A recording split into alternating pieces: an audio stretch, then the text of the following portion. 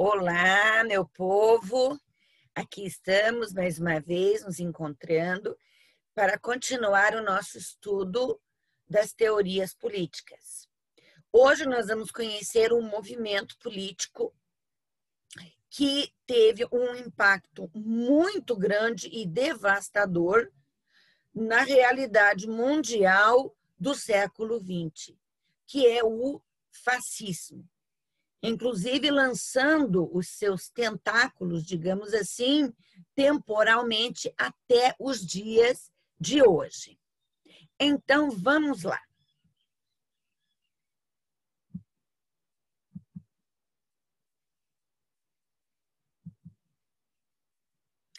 O fascismo é mais conhecido, a expressão mais conhecida do fascismo é o da Itália e da Alemanha. Ele é um movimento político, econômico e social. Tem todos esses vieses. Ele se desenvolveu em alguns países europeus no período após a Primeira Guerra Mundial, principalmente naqueles que enfrentavam graves crises econômicas, como a Itália e a Alemanha. Apesar disso, esse conceito é frequentemente mencionado em discussões políticas atuais, principalmente nesses últimos anos que nós temos vivido. De forma geral, o fascismo é um regime autoritário com concentração total do poder nas mãos do líder do governo. Esse líder deveria ser cultuado e poderia tomar qualquer decisão sem consultar previamente os representantes da sociedade. Além disso, o fascismo defende uma exaltação da coletividade nacional, em detrimento das culturas de outros países. Além de totalitários, os governos fascistas objetivavam expandir seu território por meio de conflitos internacionais. Para isso, realizavam altos investimentos na produção de armas e equipamentos de guerra. Para garantir a manutenção do seu governo, os líderes fascistas controlavam os meios de comunicação de massa, por onde divulgavam sua ideologia e controlavam todas as informações disseminadas. Os meios de comunicação de massa que havia nessa primeira metade do século XX, quais eram? Né? O rádio, o cinema, os outdoors e jornais. Qualquer crítica ao governo era aniquilada mediante o uso da violência e do terror. Aqueles considerados inimigos de um governo fascista eram punidos com prisão ou morte. Gente, essa forma que nós conhecemos esse movimento fascista do século XX, ela começa na Itália, de onde vem o próprio nome.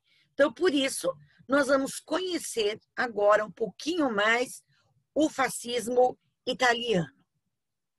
No dia 23 de março de 1919, na Praça do Santo Sepulcro, em Milão, na Itália, Benito Mussolini criava os primeiros esquadrões fascistas, os Fasci Italiani di Combattimento, grupos paramilitares embrionários do futuro Partido Nacional Fascista.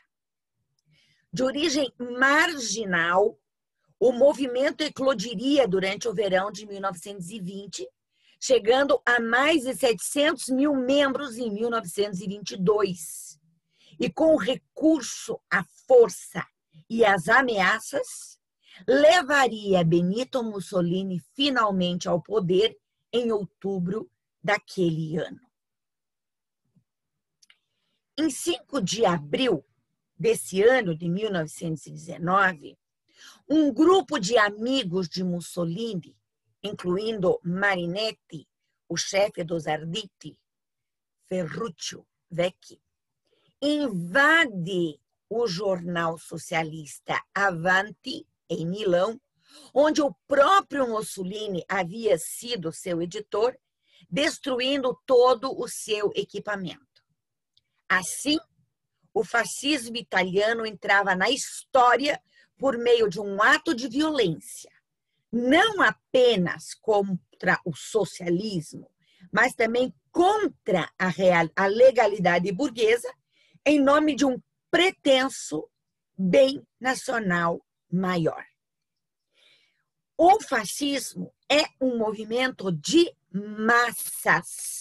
Ele não é um movimento de elites. Ele se aproveita das insatisfações das massas, da realidade de exclusão de uma grande parte da população para usar essa sua insatisfação.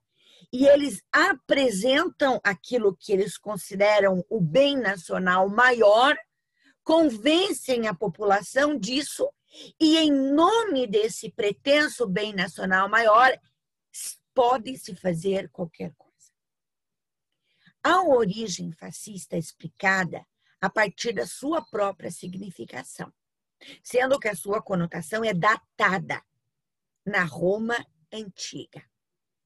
De origem latina, facies significa tanto feixe como autoridade e unidade do Estado. Então, vocês olham ali esse desenho, vocês veem que são feixes, não é?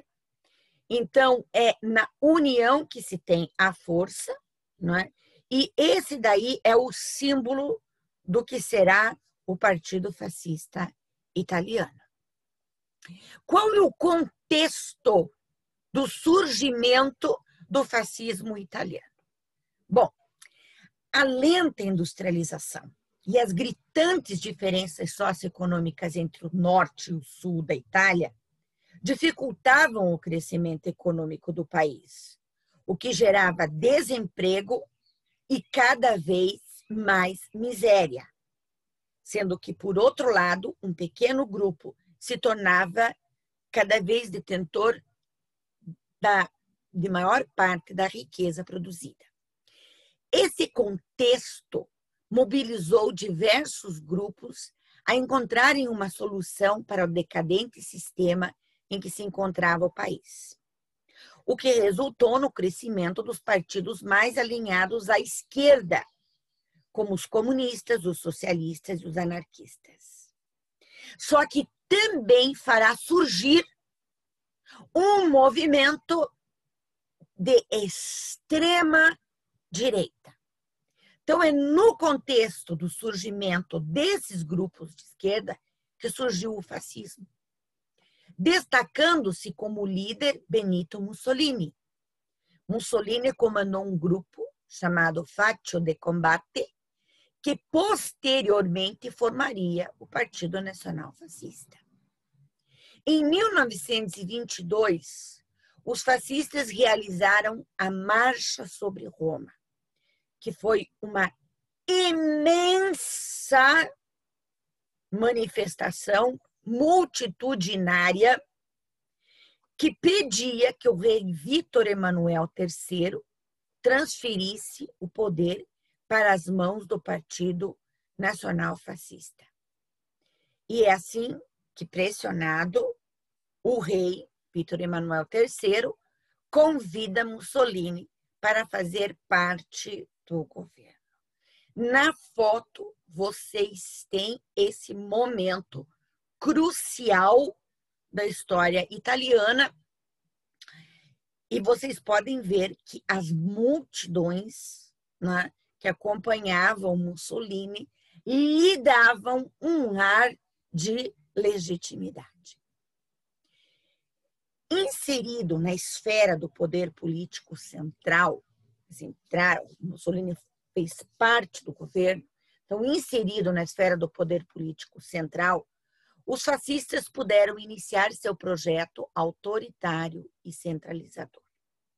Nas eleições de 1924, depois de uma ampla reforma eleitoral que beneficiava os interesses do Partido Nacional Fascista, os fascistas conquistaram 2/3 do Congresso, ainda que sob alegações do Partido Socialista de que as eleições haviam sido fraudadas. Porque é importante nós lembrarmos que os grupos, os fácios, né, os feixes, né, organizados no território italiano, eles usavam e abusavam da violência, porque eles estavam respaldados, né, os camisas pardas. E então, eles exerceram uma pressão muito grande sobre a população, de tal forma que eles saíram vitoriosos dessas eleições. Não é? Então, o Partido Nacional Fascista chegou ao poder por meio do voto, de eleições.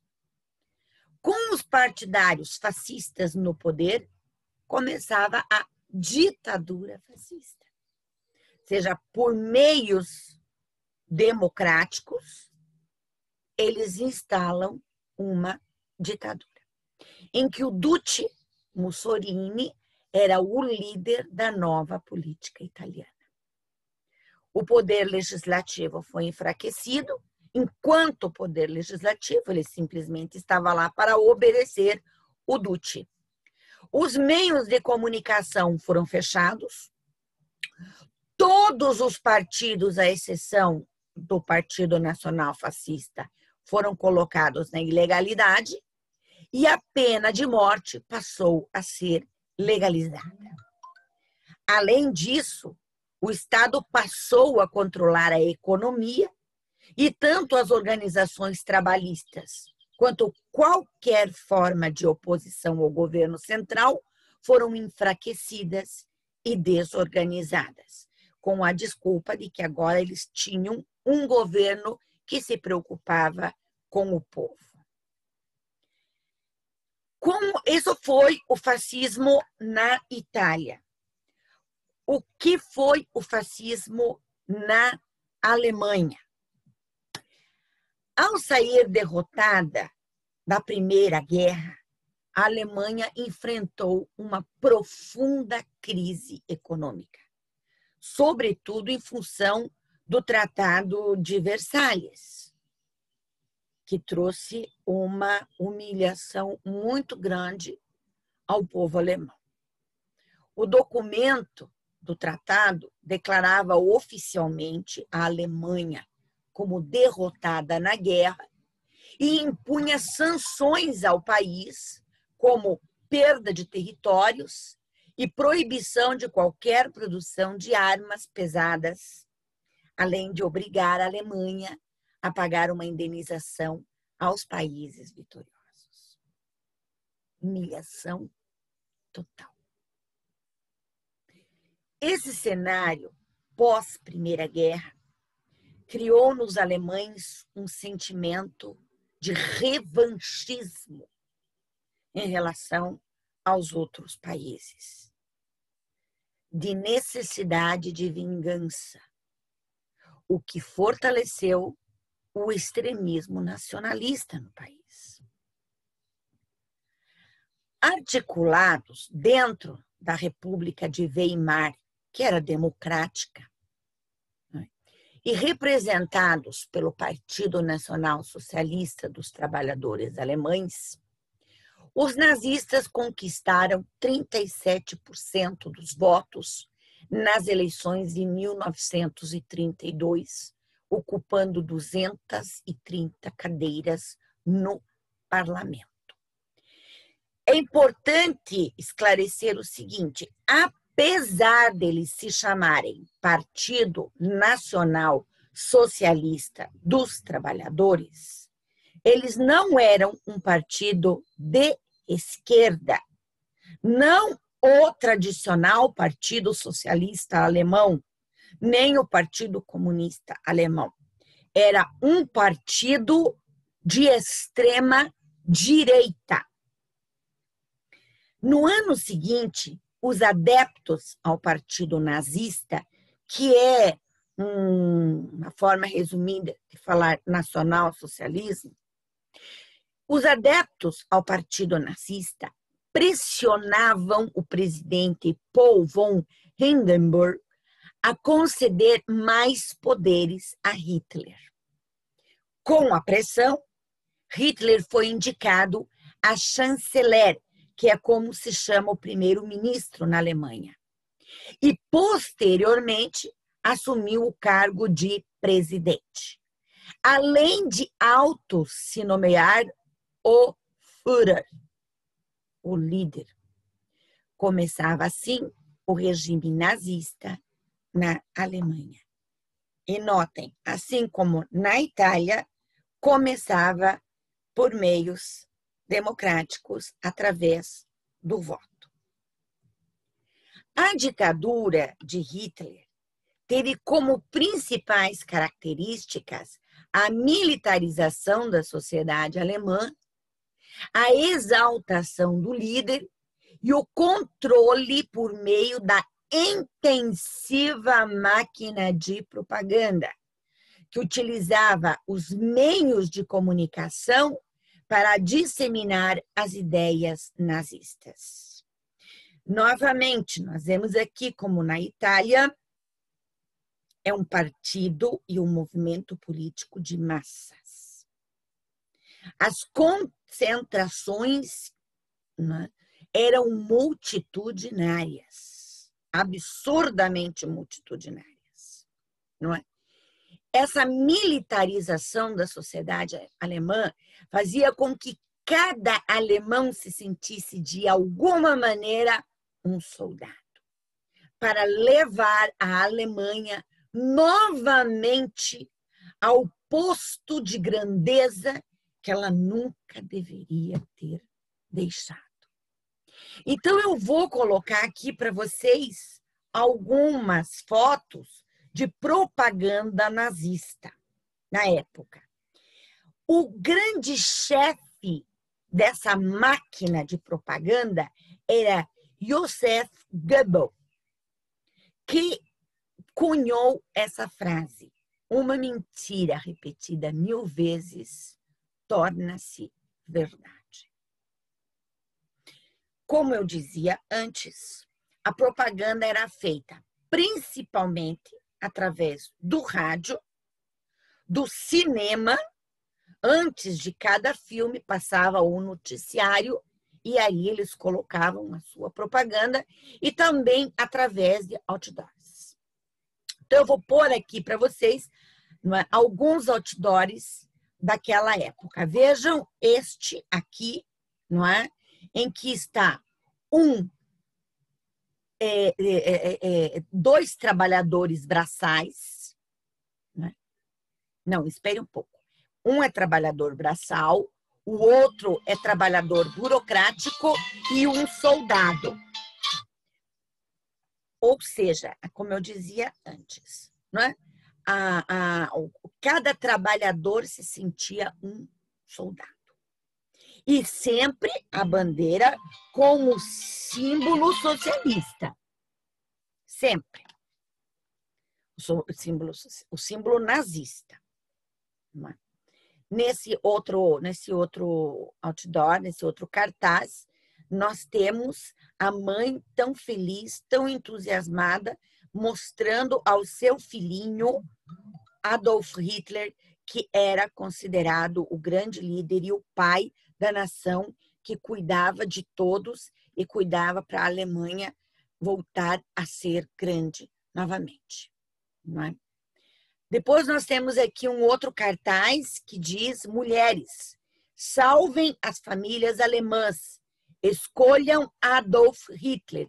Isso foi na campanha eleitoral de 1924. Não é? Então, o pilar né, do fascismo, tanto o italiano como o alemão, era a família. a família.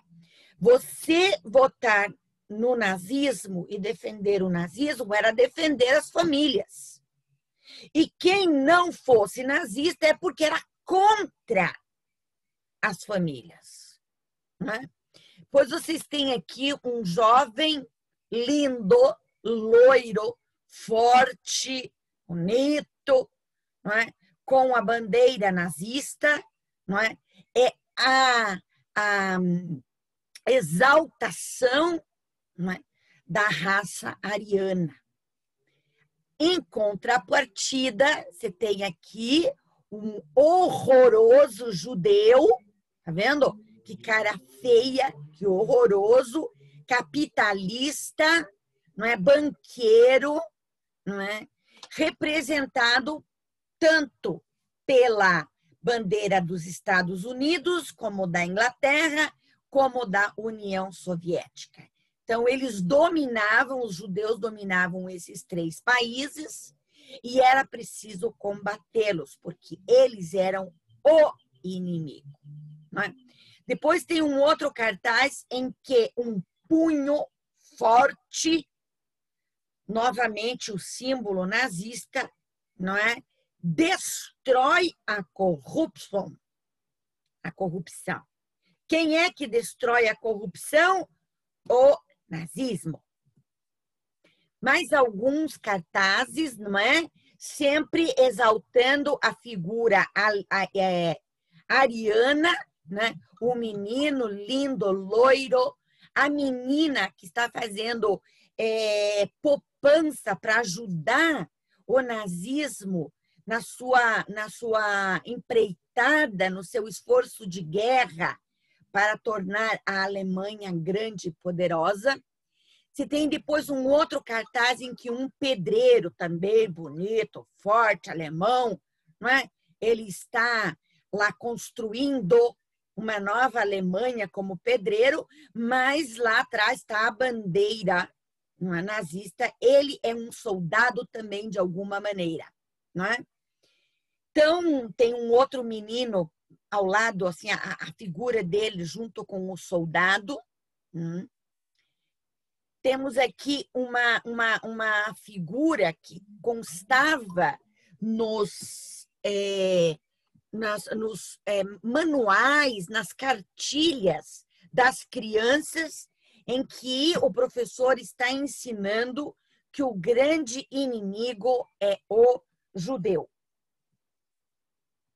Mais algumas fotos, não é? Olhem que família mais linda, não é? E como o nazismo protege a família alemã, não é? Então, nós temos aqui crianças, adolescentes, jovem, aquele jovem que faz um grande esforço, não é, de ser um atleta, de ser forte, de não ser marica, não é? Ele está junto com o soldado defendendo a Alemanha. Que maravilha, não é? Então, aqui mais algumas fotos de concentrações multitudinárias, não é? Temos uma família, aqui um homem com os seus filhos, porque o nazismo era o partido e o movimento político da família. Temos aqui um grupo de mulheres com o símbolo nazista, outro com crianças. Então, é sempre fazendo essa relação com a família. E os socialistas e os comunistas, eles queriam acabar com a família. Prestem atenção, não é? Eles espalharam a notícia de que comunista comia criancinha. Não é? Então, os socialistas e os comunistas queriam acabar com a família cristã, e os judeus acabavam com a família cristã por causa da opressão que eles faziam através do sistema financeiro. Não é? E os nazistas, eles eram os grandes defensores da família. Não é? Coloco aqui para vocês como que Joseph Goebbels, não é, entendia quais eram os 11 princípios a serem seguidos pela propaganda nazista. Primeiro princípio, o da simplificação e do inimigo único. Simplifique. Não diversifique. Escolha um inimigo por vez. Ignore o que os outros fazem, concentre-se em um, até acabar com ele. É preciso apresentar ao povo um inimigo. E então eles escolhem os judeus. Segundo princípio, o do contágio. Divulgue a capacidade de contágio que este inimigo tem. Como ele é mau, como ele é perverso, como ele faz o mal e como esse mal tem uma incrível capacidade de se expandir. Colocar um antes perfeito e mostrar como o presente e o futuro estão sendo contaminados por este inimigo. Sempre mostrar um passado em que as coisas eram melhores. Na educação, na economia, na cultura, antes era muito melhor do que é agora. E vai ser pior ainda se eles continuarem. Terceiro, o princípio da transposição. Trasladar todos os males sociais a este inimigo. Ele é culpado de todos os nossos males. Princípio da exageração e desfiguração. Exagerar as más notícias até desfigurá-las, transformando um delito em 1000 delitos, criando assim um clima de profunda insegurança e temor. O que nos acontecerá? Então, pega um fato, um acontecimento e aumenta esse acontecimento, desfigura esse acontecimento, criando a insegurança e o temor. Quinto, o princípio da vulgarização. Transforma tudo numa coisa torpe e de má índole. As ações do inimigo são vulgares, ordinárias, fáceis de descobrir. Tudo o que vem do inimigo é mostrado como algo vulgar, de má índole, horrível. O princípio da orquestração. Fazer ressonar os boatos até se transformarem em notícias, sendo estas replicadas pela imprensa oficial. Bom, eles não tinham Twitter nem WhatsApp. Então, soltavam os boatos, deixavam os boatos começarem a circular. Quando eles tomavam um vulto, uma densidade grande, transformava isso em notícia pela imprensa oficial. Princípio da renovação. Sempre há que bombardear com novas notícias sobre o inimigo escolhido, para que o receptor não tenha tempo de pensar, pois está sufocado por elas. Então, o tempo todo. Os judeus fizeram isso, os judeus fizeram aquilo, os judeus fizeram, os socialistas isso, os comunistas aquilo. Olha o que aconteceu, olha isso, olha aquilo e tal. E sempre está lembrando as pessoas. É claro que naquela época era mais difícil que hoje, não é? Que nós temos o WhatsApp, em que dá para estar bombardeando através de robôs com milhões, né, de replicamentos o tempo inteiro, novas notícias. Então, a universidade foi contaminada pelos socialistas. Ela se transformou uma universidade de esquerda contra a família, não é? Os judeus, eles fizeram com que o povo ficasse pobre e acumularam as riquezas. E assim vai. Princípio do verossímil. discutir a informação com diversas interpretações de especialistas, mas todas em contra do inimigo escolhido. Então, nos programas de rádio, não é? Do cinema, do jornal, não é? O que eles faziam? Aquelas mesas redondas com discussões de especialistas, mas todos esses especialistas eram de extrema direita e iriam afirmar mais ou menos a mesma coisa. O objetivo deste debate é que o receptor não perceba que o assunto interpretado não é verdadeiro e que essas interpretações são falsas. 9, o princípio do silêncio. Ocultar toda informação que não seja conveniente. E se alguém fala sobre isso, tem que ser preso. Se algum jornal trata dessa informação, esse jornal era completamente destruído e os redatores presos. 10º, princípio da transferência.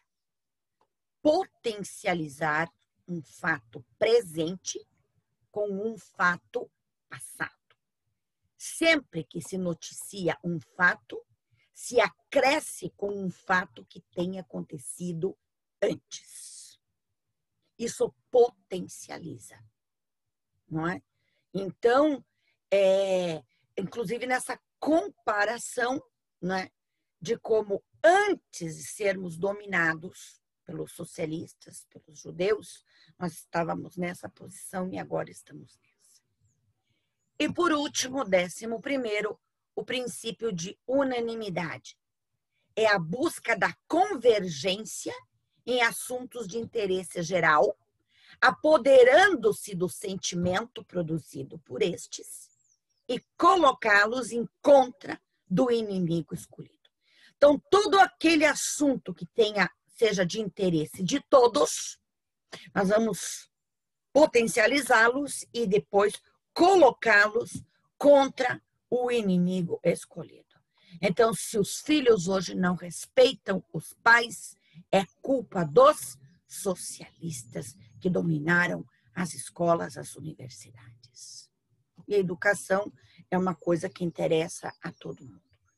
Se os salários, se nós chegamos a uma hiperinflação, que aconteceu na Alemanha, culpa dos judeus. E no mundo, qual foi o alcance que o fascismo teve no resto do mundo? As duas principais manifestações foram na Itália e na Alemanha, não é? São as experiências mais fortes, contundentes, intensas e conhecidas. Mas não foi restrito à Itália e Alemanha. Em Portugal, por exemplo, o regime fascista foi comandado por Antônio de Oliveira Salazar. O salazarismo é consequência disso. Entre 1932 e 1968. Na Espanha, apareceu durante o governo de Francisco Franco, depois da Guerra Civil Espanhola, e durou de 1939 a 1976. A influência dos regimes fascistas chegou até mesmo ao Brasil.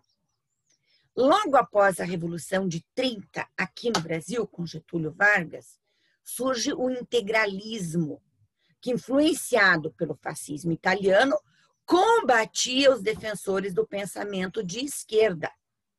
Sua principal liderança foi Plínio Salgado. Ainda que tenha entrado em crise após a Segunda Guerra Mundial, o fascismo continua a ganhar força em contextos de crise, seja ela econômica, política e social. Eles se aproveitam das situações de crise e surgem, não é, como os salvadores, aqueles que estão preocupados com o bem-estar das massas. Alguns aspectos da ideologia fascista aparecem até hoje em grupos e partidos políticos, como os na Europa, que defendem plataformas políticas baseadas na aversão aos estrangeiros. Não é?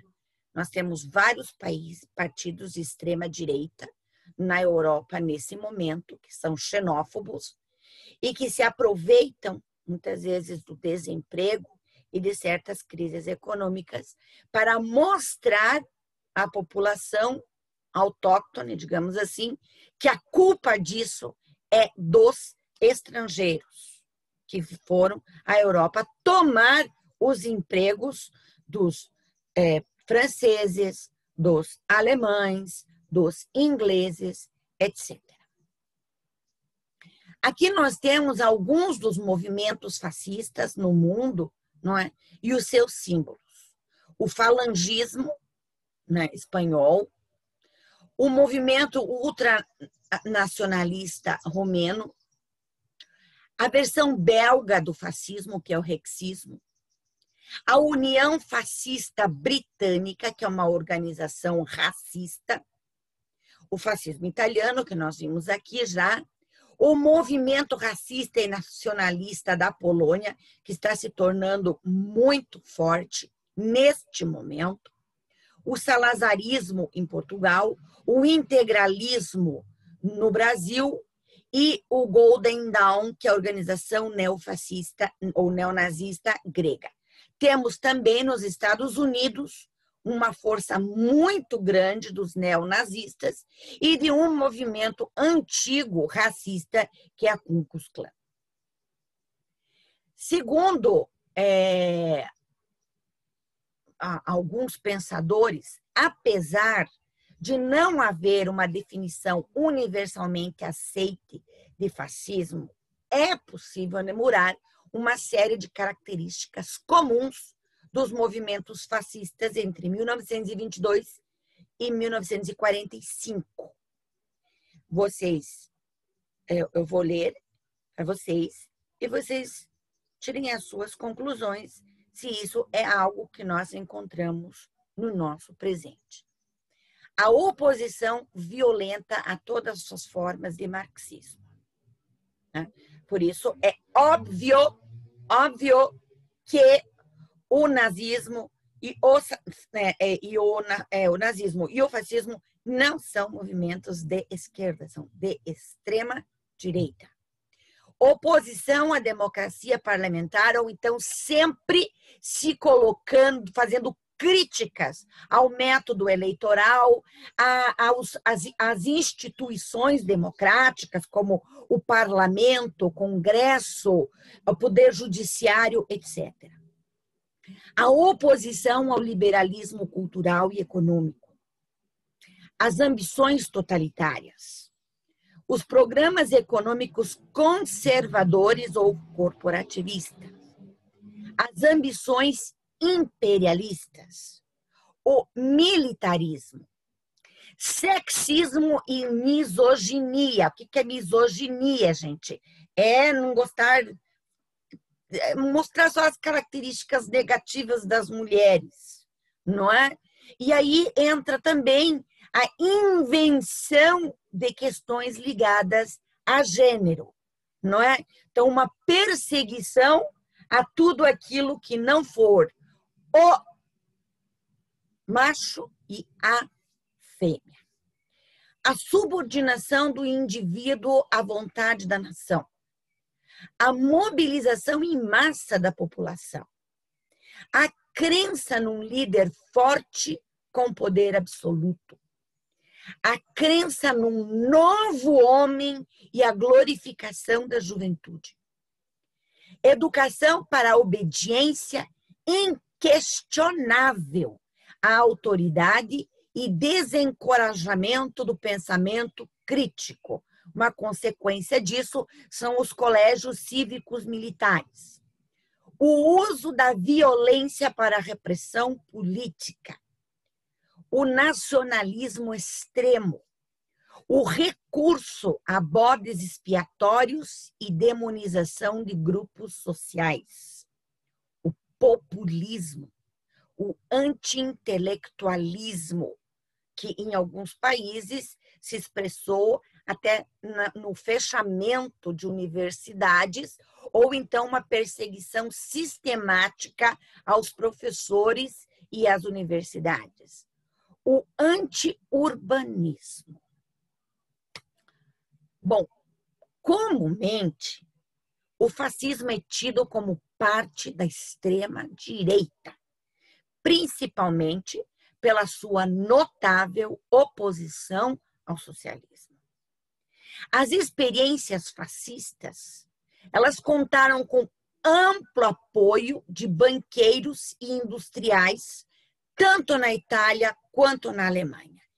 Eles desapropriavam os bens dos banqueiros judeus e passavam para os banqueiros alemães, não de origem judia. Desapropriavam as indústrias dos industriais judeus e passavam para os industriais que não tinham origem judia. Todavia, o fascismo também se opôs ao liberalismo, sobretudo na defesa do Estado forte e dos interesses de massa em detrimento dos interesses individuais. Segundo o pensador italiano Umberto Eco, o culto à tradição, a repulsa ao moderno, o machismo, o racismo, o culto da ação pela ação, a não aceitação do pensamento crítico, o apelo aos precarizados e frustrados, o nacionalismo como identidade social, a guerra permanente, o líder se apresentando como intérprete único da vontade comum, esses são típicos do fascismo eterno. Ou seja, a ameaça já está implantada entre nós, mesmo que não siga este nome. Toda vez que você vê essas características que o Umberto Eco coloca aqui, pode saber que nós temos um movimento fascista.